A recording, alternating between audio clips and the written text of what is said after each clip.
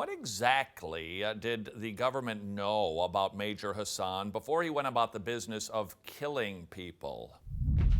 Major Hassan was a walking time bomb, and he had all the signs of someone that was an unstable personality. He was a loner, et cetera, et cetera. He was in contact with radical elements overseas. He was obsessed with his Muslim faith, and I think nothing was done, in part because I think of political correctness. He felt that was his own little way of assisting his brethren in the battle against the United States, because that was his jihad, his holy war. And he was following in direct order that was given to him by one of his confidants, who he was in constant communication with throughout the latter part of his military career. The United States had been seeking to kill or capture al-Awlaki for almost 2 years. Awlaki is a terrorist. Probably the most significant risk to the U.S. homeland. To never underestimate the power of fear, especially when the enemy of Allah hears Allahu Akbar. U.S. authorities say the accused gunman at Fort Hood, Major Nidal Hassan, killed 13 soldiers after Awlaki provided religious justification for jihad in a series of emails. You know, put all politics aside.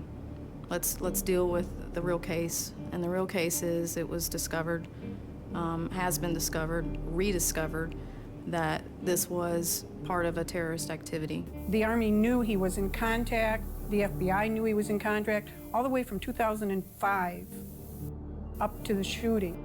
He had email messages and conversations.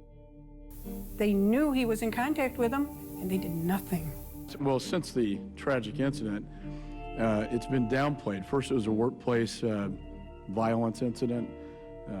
Senior intelligence officials, including your predecessor, downplayed the email exchanges between Mr. Hassan and al-Awlaki, which always concerned me. One of these emails particularly literally outlines exactly what Major Hassan did, and it's the one on May 27th, 2009. And at the end of it, he says, so I would assume that suicide bombers whose aim is to kill enemy soldiers or their helpers, but also kill innocents in the process, is acceptable. I mean, there is a huge red flag in this email. But it's really clear that it was a terrorist attack. He had emails with, at the time, our #1 terrorist. He yelled Allah Akbar. He wanted to be a terrorist. That's what he wanted. He sold all his stuff knowing that he was going to die that day.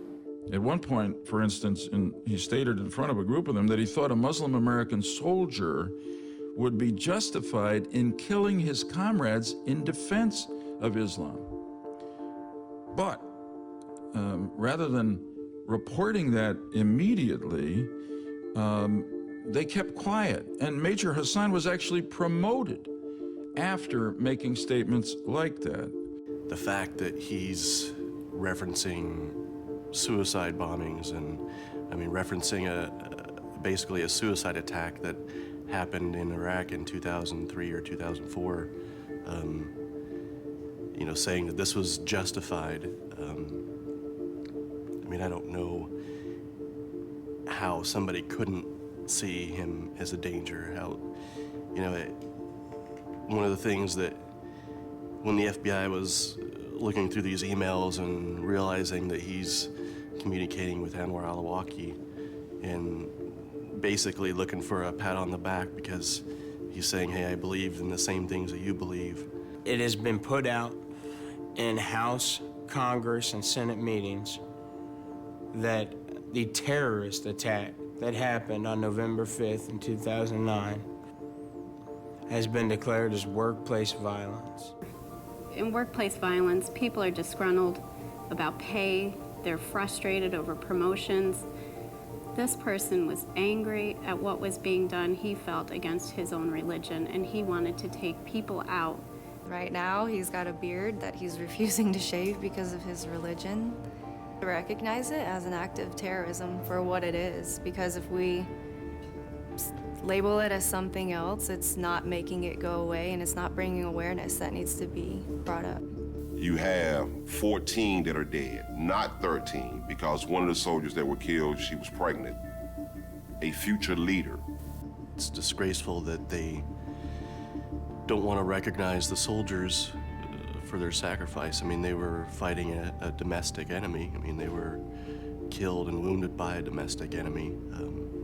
Somebody who was there that day to kill soldiers to prevent them from deploying.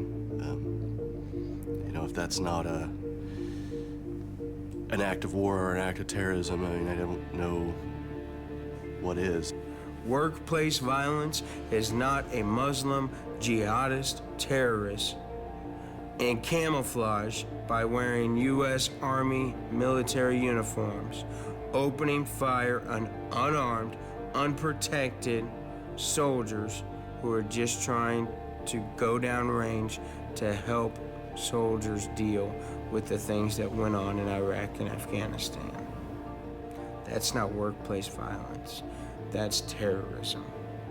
And I pray every night that somebody will finally care enough to make it what it really is.